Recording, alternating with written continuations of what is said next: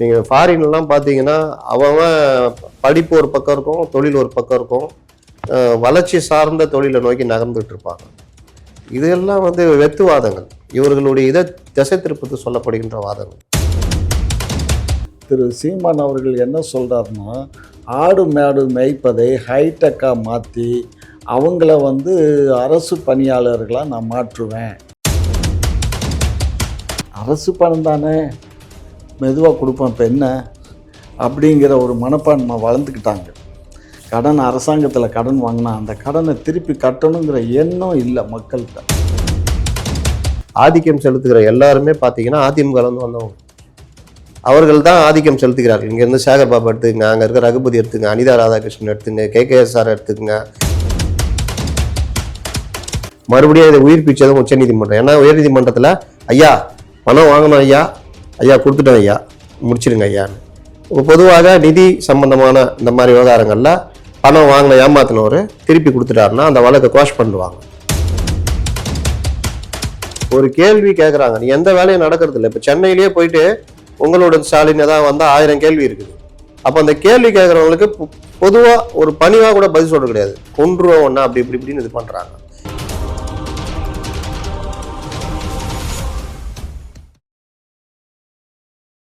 இந்த விஷயம் குறிப்பிடும் போது என்ன சொல்றாங்க அப்படின்னா, அப்போ படிச்சவங்க எல்லாரும் ஆடு மாடு மேய்க்கணுமா, பனை ஏறணுமா அப்படின்ற ஒரு கேள்வியுமே எழும்புது. நீங்க பனை ஏறும் தொழிலும் ஆடு மாடு தொழிலும் இருக்கட்டும், அதுல போகணுமா இல்லை ஐடி கம்பெனியில் வேலை செய்யுமான்னு அவங்க தீர்மானிச்சுக்குவாங்க.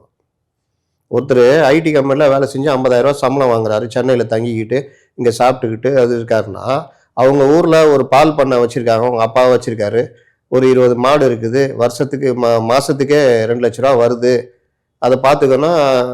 அவருக்கு என்ன பிரச்சனை இருக்குது? அவர் தேவைன்னா இங்கே இருக்க போகிறார், இல்லாட்டி அங்கே இருக்க போகிறாரு. இன்றைக்கி எல்லாமே நகரம் கிராமம்லாம் இன்டர்நெட்டு, சாலை வசதிகள், வாகன வசதிகள், மருத்துவம் எல்லாமே ஒரு நெட்வொர்க்குள்ளே வந்துடுச்சு.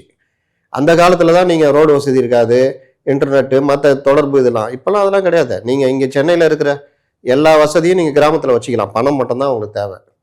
நீங்கள் டைல்ஸ் போட்ட வீடு கட்டிக்கலாம், ஃப்ளஷர் இது போட்ட இது வச்சுக்கலாம், டாய்லெட் வச்சுக்கலாம், இன்டர்நெட் வசதி, நவீன வசதி எல்லாம் பண்ணிக்கலாம். அதனால் இது இதில் போயிட்டா இவங்க இளைஞர்கள் ஒன்றும் இல்லாமல் போய்டும். இது இன்னொன்று சொல்கிறாங்க, குலம் சார்ந்த தொழிலாக இவர் கொண்டு வரதுக்கு பார்க்குறாருன்னா அது எதுவுமே கிடையாது. நீங்கள் ஃபாரின்லாம் பார்த்தீங்கன்னா அவன் படிப்பு ஒரு பக்கம் இருக்கும், தொழில் ஒரு பக்கம் இருக்கும், வளர்ச்சி சார்ந்த தொழிலை நோக்கி நகர்ந்துட்டு இருப்பாங்க. இதெல்லாம் வெத்துவாதங்கள், இவர்களுடைய இதை திசை திருப்பத்து சொல்லப்படுகின்ற வாதங்கள். இதை பற்றி நீங்கள் என்ன நினைக்கிறீங்க? இது தவறு கண்ணு. அதாவது குலக்கல்வி திட்டங்கிறத அந்த காலத்தில் ராஜாஜி கொண்டு வரும்போது எல்லா மக்களுமே எதிர்த்தோம். இப்போ அதே குலக்கல்வி மாதிரி தான் கிராமத்தில் இருக்கவன் ஆடு மாடை மேயி அப்படிங்கிறது எந்த அளவில் நியாயம்? பால் மாடு பால் வளர்க்கணும், மாடுகள் பால் ஆடு மாடு மேய்ங்கன்னு சொல்லல, உங்களுக்கு விருப்பம் இருந்தா இதையும் பண்ணுங்க. அது அரசு பணி. இங்க பாருங்க, நீங்க ஒரு விஷயம் நல்லா புரிஞ்சுக்கோங்க. திரு சீமான் அவர்கள் என்ன சொல்றாருன்னா, ஆடு மாடு மேய்ப்பதை ஹைடெக்காக மாற்றி அவங்கள அரசு பணியாளர்களாக நான் மாற்றுவேன் அப்படின்னு பேசுகிறாரு. இன்றைக்கு குஜராத்தில் அது கோஆப்ரேட்டிவ் டிபார்ட்மெண்ட்டு, இங்கேயும் கோஆப்ரேட்டிவ் தான், மில்க் ஃபெடரேஷன் பேர். இந்த மில்க் ஃபெடரேஷன் இது கோஆப்ரேட்டிவாக தான் இங்கேயும் செயல்படுது. அவங்க சொன்ன மாதிரி இங்கே 40 லட்சம் இன்றைக்கி கெப்பாசிட்டி நமக்கு 40 லட்சம் லிட்டர் நமக்கு சப்ளை கிடைக்குது, சரியா? ஆனால் இது மற்ற மாநிலங்களில் அவங்க 1 கோடி இருக்குது, இல்லைன்னு சொல்ல மறுக்கலை. அப்படி இருந்தாலும் கூட நமக்கு இந்த 40 லட்சத்துலேயே இன்றைக்கி இந்தியாவில் பல மாநிலங்களில் நம்ம ஆவின் நெய் தான் அதிகமாக விற்பனை ஆகுது. அதை மறுக்க இயலாது. ஆவின் நெய்னா அதுக்குன்னு ஒரு மரியாதை இருக்குது. அது என்னன்னு தெரியல, இந்த மண்ணுடைய மகிமையாக என்னன்னு தெரியல, நமக்குன்னு ஒரு நல்ல மரியாதை இருக்குது. 2வது, ஆடு மாடு மேய்ப்பது தவறுன்னு நான் சொல்ல வரல. ஆடு மாடு ஒரு வீட்டில் ஒரு இப்போ கணவன் மனைவி இருக்காங்க அப்படின்னா ஆடு மாடு மேய்க்க இயலாது. சரி, அது பண்ணைக்கு ஆள் போட்டு அவங்கள வச்சு பண்ணோன்னா அந்த அளவுக்கு அதில் கட்டுமானம் கிடைக்காது. 2வது, ஒரு காலத்தில் நிறைய புல்வெளிகள் அது இதெல்லாம் இருந்தது, மாடுகள்லாம் கொண்டு போய் மேய்க்க இயலும். இப்போ எல்லாமே எல்லா இடங்கள்லையும் வீடு வாசலாகிடுச்சு. மேக்சிமம் எல்லாமே வயல்வெளியில் விவசாயம் பண்ணக்கூடிய நிலங்களை மாறி போயிடுச்சு.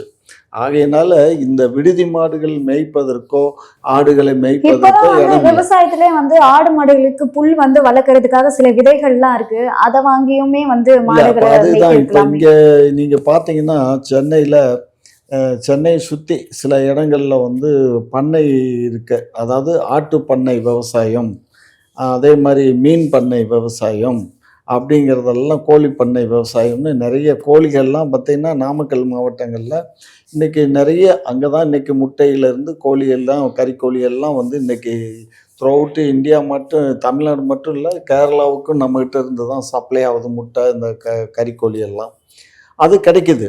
அது மாதிரி இங்கே வந்து நம்ம வந்து ஆடுகளும் இங்கே வளர்க்குறாங்க இந்த மாதிரி. அதாவது ஒரு 5 ஏக்கரா நிலம் இருக்கும், அதில் கொஞ்சம் முதலீடை போட்டு பண்ணுறாங்க. அந்த முதலீடு வந்து அதிகமான முதலீடு, குறைந்தபட்சம் 1 கோடியாவது இன்வெஸ்ட்மெண்ட் பண்ணால் தான் அந்த ஷெட்டு கிட்டெல்லாம் அமைச்சு, இந்த கூவா புல்லுங்கிற மாதிரி அதில் ஒரு 2 ஏக்கரால் புல் போட்டு, அது ஒரு வேலி போட்டு, அந்த ஆடுகள்லாம் வெளியில் போகாமல், அது மாதிரி பல சிஸ்டங்கள் இருக்குது. ஸோ அந்த மாதிரி மெத்தடில் வளர்க்கலாம். அதான் ஹைடெக்காக ஆடு மாடு மேய்க்கிற திட்டம்னா அந்த இதை வேணால் நம்ம கணக்கில் எடுத்துக்கிடலாம். அதுக்கு பொருளாதாரம் வேணுமே. இப்போ அதுக்கு குறைந்தபட்சம் 1 கோடியிலேருந்து 2 கோடி ரூபாய் இருந்தால் மட்டுமே இன்றைக்கி நிலங்கள் ஒரு 5 ஏக்கரா நிலம் வாங்கணுன்னா எந்த ஊரில் போனீங்கனாலும் ஏக்கரா 10 லட்சத்துக்கு கம்மியாக இடம் வாங்க முடியாது. அப்போ ஒரு 5 ஏக்கரா வாங்கினா அதுலேயே 50 லட்சம் ஆகிடும். அதுக்கப்புறம் பராமரிப்பு பண்ணி அது பண்ணி இது பண்ணால் 2 கோடி ரூபாய் வேணும். அதனால திரு சீமான் வந்து தற்சாக்கு பொருளாதாரங்கிறது வாஸ்தவம் தான். ஆனால் அது நடைமுறைக்கு சாத்தியம் இல்லை. அது நடைமுறை சாத்தியப்பட்டுன்னா ஒன்றிய அரசு பண்ணணும். ஏன்னா பெரிய பெரிய கம்பெனிகளுக்கு அவங்க பணத்தை கொடுத்து சீட்டிங் ஆகி ஒன்றும் இல்லாமல் போகுது. அதுக்கு இந்த மாதிரி எடுத்து இதை ஒரு டிபார்ட்மெண்ட்டாக ஓப்பன் பண்ணி ஒரு லாக்காவா அந்த லாக்காட்ட பணத்தை கொடுத்தாங்கன்னா அதை வந்து அவங்களும் பண்ணணும். 2வது, மக்களுடைய மனநிலை எப்படி இருக்குன்னா, தமிழ்நாட்டிலையும் சரி இந்தியா அளவில் அரசு பணம் தானே மெதுவாக கொடுப்போம் இப்போ என்ன அப்படிங்கிற ஒரு மனப்பான்மை வளர்ந்துக்கிட்டாங்க. கடன், அரசாங்கத்தில் கடன் வாங்கினா அந்த கடனை திருப்பி கட்டணுங்கிற எண்ணம் இல்லை மக்கள்கிட்ட. அது ரொம்ப குறைஞ்சி போச்சு. ஆகையினால இது வந்து நடைமுறை சாத்தியப்படாது. நடைமுறை சாத்தியப்படணும் அப்படின்னா அவங்கவுங்க இப்போ நிறைய பேர் பாருங்கள், இப்போ ஃபாரின்ல இருந்து வந்து ஒருத்தர் வந்து இப்போ ராஜபாளையத்து பக்கத்தில் நம்ம பேரிச்சம்பழம் தோட்டம் ஒன்று போட்டு பேரிச்சம்பழங்களை உற்பத்தி பண்ணிகிட்ருக்காரு. எனக்கு தெரிஞ்ச ஒரு 4-5 பேர் ஐடியில் வேலை பார்த்தவங்கெல்லாம் பொள்ளாச்சி சைடில் நிறைய தோட்டங்களை வாங்கி விவசாயம் பண்ணுறாங்க. அது மாதிரி பொருளாதாரம் இருந்தால் பண்ணிக்கலாம். பொருளாதாரத்துக்கு எங்கே போகிறது? நம்ம தான் பொருளாதாரத்தில் பின்தங்கிய மாநிலம் தானே தமிழ்நாடு. என்ன செய்ய இயலும்? இந்த இடத்துல தான் என்னுடைய ஒரு விஷயத்தை பதிவு பண்ணுறேன். ராஜாஜி சொன்ன குலக்கல்வின்னு ஒரு இதை கிளப்புறாங்க. ஆக்சுவலாக அது திமுகவுடைய இந்த காலத்து உருட்டுகள் மாதிரி அந்த காலத்து உருட்டு அது. அப்போ வந்து கல்வியை கூடுதலாக்கணும், அதிக பள்ளிகள் கட்டணும், மாணவர் சேர்க்கை அதிகப்படுத்தணும்னு ஒரு திட்டம் கொண்டு வராங்க. அப்போ கொண்டு வரும்பொழுது அதற்கேற்ற பள்ளிக்கூடங்கள் இல்லை. அப்போ 2 ஷிஃப்டாக மாற்றுறாங்க. காலையில் ஒரு ஷிஃப்ட்டு, மதியானம் ஒரு ஷிஃப்ட். ஐயாவுக்கு தெரியும். அந்த ஷிஃப்ட்டு மாறும்போது ஒரு கேள்வி சட்டமன்றத்தில் வருது. காலையில் ஷிஃப்ட் படித்தவங்க மதியானம் ஃப்ரீ ஆகிடுவாங்கல்ல, அதுக்கு மேலே அவங்க என்ன பண்ண போகிறாங்க அப்படின்னு ஒரு சட்டமன்ற உறுப்பினர் கேட்குறாரு. ராஜாஜி சாதாரணமாக சொன்ன வார்த்தை அது. ஏதாவது ஒரு தொழில் கற்றுக்கலாம், ஏன் அவங்க அம்மா அப்பாவுக்கு உதவியாக இருக்கலாமேன்னு சொன்னது. இங்கே எப்படின்னா ஒரு விஷயத்தை அப்படியே பரட்டி அதை இதாக்கிடுவாங்க. எலிக்கறி கூட சில மாநிலங்களில் சாப்பிட்றாங்க விவசாயிகள்னு சொன்னதை, நம்ம விவசாயிகள் அப்போ அரிசி பஞ்சம் இருந்தது, எலிக்கறி சாப்பிட சொல்லிட்டாங்கன்னு கிளப்பி விட்டாங்க. ஒரு விஷயத்தில் ஏதோ ஒரு இந்திய அழிப்புன்றது, இந்தியில் பேர் அழிச்சிட்டா ஒரு இந்தியா அழிஞ்சிருமா? வாட் இஸ் இஸ் நான்சென்ஸ் அப்படின்னு இவர் நேரு கேட்டதை தமிழர்களை நான்சென்ஸ் சொல்லிட்டாருன்னு சொல்லிட்டாங்க. அந்த டைமில் இதெல்லாம் இவர்கள் அதை திட்டமிட்டு பண்ணுவாங்க. இந்திய எதிர்ப்பில் உயிரிழந்தவர்கள்லேயே சில பேரை வந்து எப்படி இது பண்ணாங்கன்றதெல்லாம் பல இது திமுக ஆட்கள் சொன்னதை நான் கேட்டிருக்கேன். அப்போ இந்த மாதிரி ஒரு திருப்பப்பட்ட ஒரு விஷயம்தான் குலக்கல்வி ராஜாஜி திணிச்சாரு அப்படின்னு. அப்படி திரிச்சவர் கூட தான் 67 கூட்டணி வச்சுக்கிட்டு இவங்க ஜெயிச்சாங்க. இது ஒன்று. 2வது, இந்த மாதிரி ஆடு மாடுகளை மேய்க்க சொல்வது குலக்கல்வியோடு கொண்டு போய் சேர்க்க முடியாது.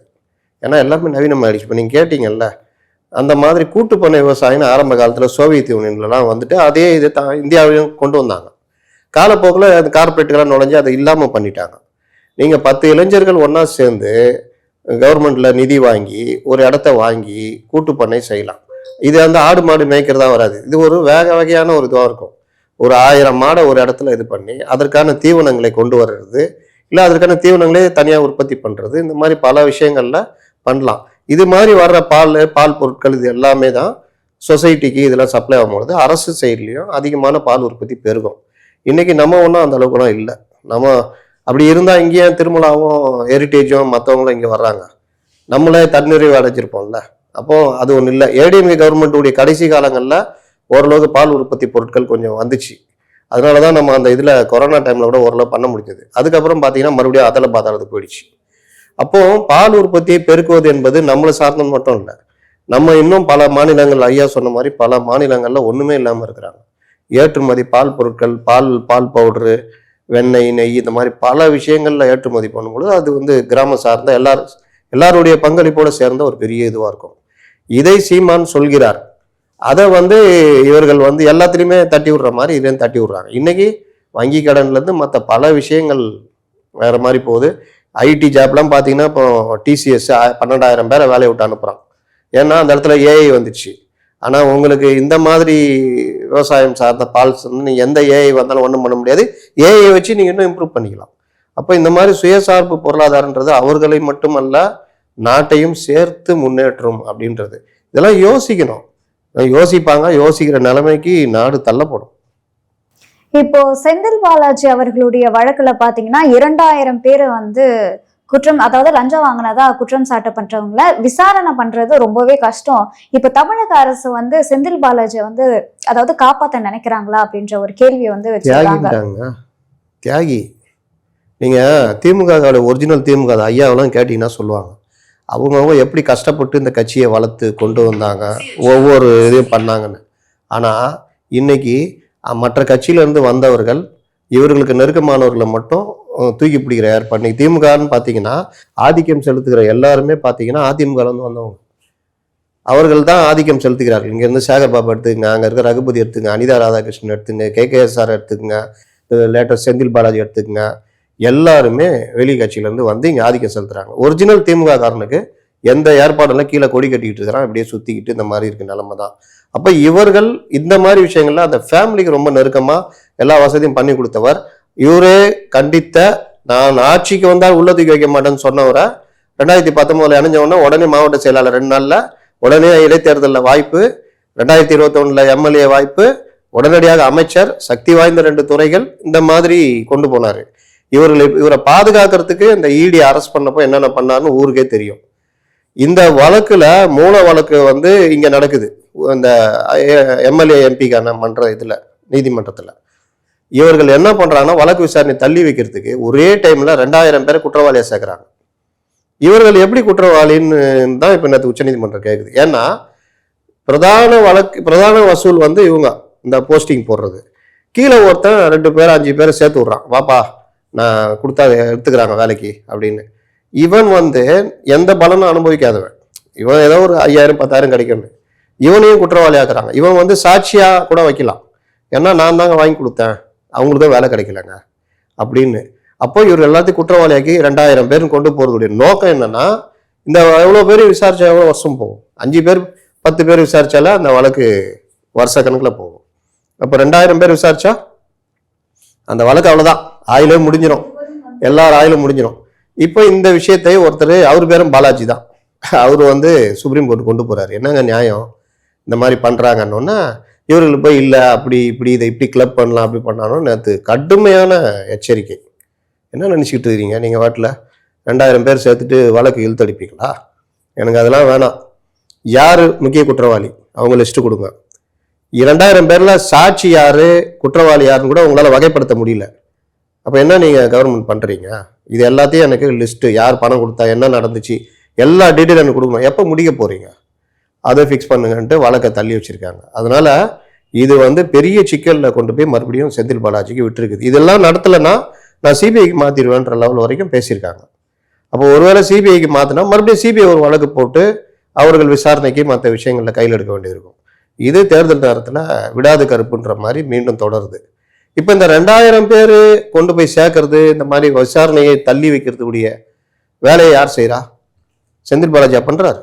இவர்களுடைய காவல்துறை, இவருடைய இது அதைத்தான் அவங்க நீதிமன்றம் கேட்குது. இல்லை அவங்க நீங்களே ஆடு சேர்ந்து மாடு ஹெல்ப் மேய்ங்கன்னு பண்றீங்க. சொல்லல, உங்களுக்கு விருப்பம் இருந்தா இதையும் வந்து ஆமா, பண்ணுங்க, இதை வந்து திட்டமிட்டு விட பண்ணதுதான். வேண்டாம்னு சொல்றாங்க. ஏன்னா சிறப்பு நீதிமன்றத்துல இந்த வழக்கு முடிஞ்சாதான். இப்ப இடி வழக்குல ஏன் நிக்குதுன்னா, இப்போ நாங்க இடியில விசாரணை பண்ணி தண்டனை கொடுத்துட்டீங்க, நாளைக்கு அந்த வழக்குல அவர் நிரபராதினா என்ன பண்ண போறீங்கன்னு கேட்டாரு நீதிபதி. அப்போ அது வந்து ஒரு நியாயமான கேள்வியா இருக்கும். அப்போ இந்த வழக்கை நீங்க எவ்வளவு தள்ளினாலும் அது இடி வழக்குல இவங்களுக்கு ரிலீஃப் கிடைச்சிட்டே இருக்கும். அதனாலதான் இந்த வழக்கு சீக்கிரம் முடியும்னு சொல்லிட்டு இப்போ உச்ச நீதிமன்றம் சொல்லியிருக்கு. அவங்க சொல்லல, நாங்கள் வந்து குற்றவாளியை தான் கணக்கில் கொண்டு வந்திருக்கோமே தவிர நாங்கள் ஒன்றும் குற்றம் செய்யாதவங்களை நாங்கள் சேர்க்கல. அவங்க பேச்சிலேயே ஐயா சொன்னாங்க, இந்த மாதிரி வாங்கி கொடுத்துருப்பான், அந்த மாதிரி சொல்லியிருப்பான்னு. அவங்க குற்றவாளி தானே, அவன் தானே வாங்கி கொடுக்குறான். அப்போ வாங்கி கொடுத்தவனையும் குற்றவாளியாக தானே சேர்க்க இயலும்.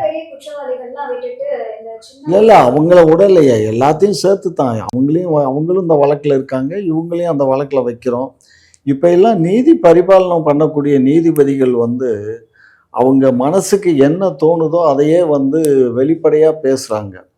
முன்னையெல்லாம் வந்து வெளிப்படையாக ஜட்ஜஸ் பேச மாட்டாங்க, அவங்க வந்து பேப்பரில் தான் எழுதுவாங்க, அவங்க ஆர்டராக இஷ்யூ பண்ணுவாங்க. இப்போ எல்லாம் ஓப்பன் கோர்ட்லேயே வந்து பேசுகிறாங்க. இது வந்து ஆரோக்கியமான செயல்னா அது ஆரோக்கியம் இல்லை. ஏன்னு கேட்டிங்கன்னா சாத்தியமா இல்லைங்கிறத வந்து அரசாங்கம் முடிக்காம இருக்கிறது கொடுக்குது. அரசாங்கம் கொடுக்கறத நீதிமன்றம் எடுத்துக்கிறணும். எடுத்துக்க இயலாதுன்னு தள்ளுபடி பண்ணட்டும் நீதிமன்றம். நாங்கள் அப்பீல் போயிட்டு போகிறோம், அவ்வளோதானே. அப்பீல் போகிறோம், சுப்ரீம் கோர்ட் வரையும் போவோம். அதுவே ஒரு நீண்ட காலம் ஆகும், பார்ப்போம் அதுக்கப்புறம் என்ன. அப்படியே ஊதி மூடிடலாம். என்ன விஷயம்னா 2000 பேரை கொண்டு வந்ததே இதுக்கு தான். இப்போ ஐயா சொல்கிற மாதிரி குற்றவாளிகள் தானேலாம் அதில் தான் உச்சநீதிமன்றம் கேட்குது, வகைப்படுத்து, இவர்களை முதல்ல இது பண்ணு, அவங்கள யார் சாட்சி யார் குற்றவாளின்னு பண்ணுன்னு. உச்சநீதிமன்றம்லாம் சாதாரணமாக அந்த விஷயத்தில் உடனே தலையிடல. இந்த வழக்கு பார்த்தா 2015 போய் இவர் அதையும் சொல்கிறாங்க, நீங்கள் உயர்நீதிமன்றத்தில் என்ன பண்ணீங்கன்னு எனக்கு தெரியும், மறுபடியும் இதை உயிர்ப்பிச்சதும் உச்சநீதிமன்றம். ஏன்னா உயர்நீதிமன்றத்தில் ஐயா பணம் வாங்கணும், ஐயா ஐயா கொடுத்துட்டோம், ஐயா முடிச்சிருங்க ஐயான்னு. பொதுவாக நிதி சம்பந்தமான இந்த மாதிரி விவகாரங்களில் பணம் வாங்கின ஏமாத்தினவர் திருப்பி கொடுத்துட்டாருன்னா அந்த வழக்கை குவாஷ் பண்ணுவாங்க. உடனே இங்கே அதை பயன்படுத்தி வழக்கை குவாஷ் பண்ணுறாங்க. இதை குவாஷ் பண்ணனால ஈடியும் அதுக்குள்ளே வர முடியல. இதில் ஒருத்தர் போய் அங்கே வழக்கு போடுறார் உச்சநீதிமன்றம். அப்போ உச்சநீதிமன்றம் இதுக்குள்ளேயே 3-4 வருஷம் ஆயிடுது. உச்சநீதிமன்றம் சொல்லுது, நிதி ஒருத்தர் வாங்கினாரு, ஒரு பண மோசடி திருப்பி கொடுத்துட்டாரு, அதனால குவாஷ் பண்ணுறதுன்றது சாதாரண வழக்குகள்ல. இது அரசு சம்பந்தப்பட்ட வேலை சம்பந்தப்பட்ட விஷயம். இது 13B லஞ்ச ஒழிப்பு இது கீழே விசாரணை பண்ணோன்னு உயிர் கொடுத்துட்றாங்க. உயிர் கொடுத்தோன்னா ஈடி கேட்குது, ஐயா வழக்கு தான் வந்துச்சே, நாங்கள் மறுபடியும் தாராளமாக பண்ணுங்கன்றாங்க. அதில் தான் எடுக்கிறாங்க. இப்போ என்னன்னா இதை எடுத்து விசாரணை நடத்தி முடிச்சா பெரிய சிக்கல். அப்போ நடத்தாம தள்ளுறதுக்கு பொதுவாக இதுதான் செய்வாங்க. குற்றம் சாட்டப்பட்டவர்கள் வழக்கை எவ்வளோ தள்ள முடியும். நீங்க பாத்தீங்கன்னா இந்த வழக்கு சம்பந்தமா இந்த வழக்கறிஞர்கள் இருக்காங்கல்ல, இந்த படிக்கிறாங்களா சட்டக்கல்லூரி மாணவர்கள், அவர்கள் தெரிந்து கொள்ள வேண்டிய விஷயம் ஒரு இடி வழக்கு இந்த மாதிரிலாம் என்னென்ன பண்ணலாம் அப்படின்றதெல்லாம் வந்து இந்த செந்தில் பாலாஜி வழக்கு எடுத்தாலும் அவ்வளோ இருக்குது சப்ஜெக்ட். இவங்க போனது வந்தது வாதாடினது ஒவ்வொரு விஷயத்துலையும் எப்படி எப்படிலாம் கொண்டு போனாங்க, இந்த மாதிரி பல விஷயங்கள் இந்த வழக்குல இருக்குது. இது எல்லாம் முடிஞ்சு எண்டில் போய் நிற்கிறது தான் இப்போ வந்து முட்டிக்கிட்டு நிற்கிது. அதனால இவர்கள் கடைசியா பிடித்த ஆயுதம் தான் 2000 பேரை சேர்த்தது. அப்போ ஈடியே திணறி போச்சு, மற்றவர்களும் இதாயிட்டாங்க. பாத்தியா பவர் இருக்குது, நாங்க பண்ணிட்டோம் பாரு அப்படின்னு. 2000 பேர் விசாரிச்சா என்ன ஆகும், வருஷம் முடிஞ்சு ஆயிலே முடிஞ்சிடும்னு. இப்போ அதுல தான் உச்சநீதிமன்றம் செக் வச்சிருக்கு. இதுக்கும் ஏதாவது தேடுவாங்க, ஏதாவது நடக்கும்.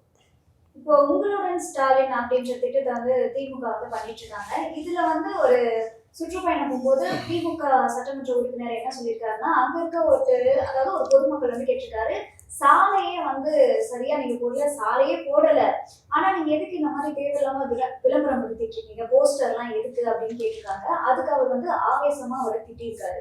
ஸோ இதை எப்படி பாக்குறீங்க? அன்பாக கடித்து கொண்டிருக்கிறார். அதாவது உங்களுடன் ஸ்டாலின் திட்டம் நேற்று இன்னொன்னும் பார்த்தீங்கன்னா எனக்கு தெரியும், ஒரு அம்மா தாசில்தார்கிட்ட போய் ஆஃபீஸில் போய் இந்த உங்களுடன் ஸ்டாலின் அவங்களுக்கு தெரில, ஸ்டாலினை வீடு தேடி வராரு, அங்கேயே எழுதி கொடுத்துட்டா உடனே நடந்துரும்னு தெரியல. அவங்க இது தெரியாமல் தாசில்தார் ஆஃபீஸுக்கு போய் ஏதோ பேசுகிறாங்க. அங்கே துணை தாசில்தார் அவங்க செல்ஃபோனை பிடிங்கி வாங்கி தரையில் அடித்து உடைச்சிட்டாரு. அந்த அம்மா, ஏங்க செல்ஃபோனுன்னா சும்மா வாழ்நாள் சேமிப்பு போட்டு வாங்கியிருப்பாங்க, உடஞ்சி செதறிச்சு செல்ஃபோனு, அப்படி அழுகுறாங்க. நான் உடைக்கல, அந்த அம்மாவை போட்டு உடைச்சிட்டாங்கன்னு கதை சொல்கிறாங்க. அப்போ இந்த மாதிரி விஷயங்கள்ல இவர்கள் வந்து உங்களுடன் ஸ்டாலின் ஒரு உருட்டிட்டு வந்துகிட்டு இருக்கிறாங்க. அதோட சேர்த்து உறுப்பினர் சேர்க்கையும் பண்ணுறாங்க. நீங்கள் உறுப்பினர் சேர்த்ததுனால உங்களுக்கு எல்லாம் ஓட்டு போட்டுருவாங்கன்னா போட மாட்டாங்க. ஏன்னா போகிறதெல்லாம் நீங்கள் ஒரு வீட்டுக்குள்ளே போய் அவங்க ஏடிஎம்கே போகிறவங்களா இருந்தால் கூட நீங்கள் கும்பலாக போய் சேருனா கம்முன்னு வேறு வழி இல்லாமல் நான் உங்களுக்கு தாங்க போடுவேன் சேர்றாங்க. இந்த ஓட்டு கேட்க போகும்போது சொல்கிறது பார்த்துருக்கீங்களா ஜனங்க? அவங்க போகிற எல்லா இடத்துலையுமே ஜனங்க சொல்லும் தாராளமாக உங்களுக்கு தான் போடுவேன்னுவாங்க. ஆனால் ரிசல்ட் பார்த்தா வேறு மாதிரி இருக்கும்.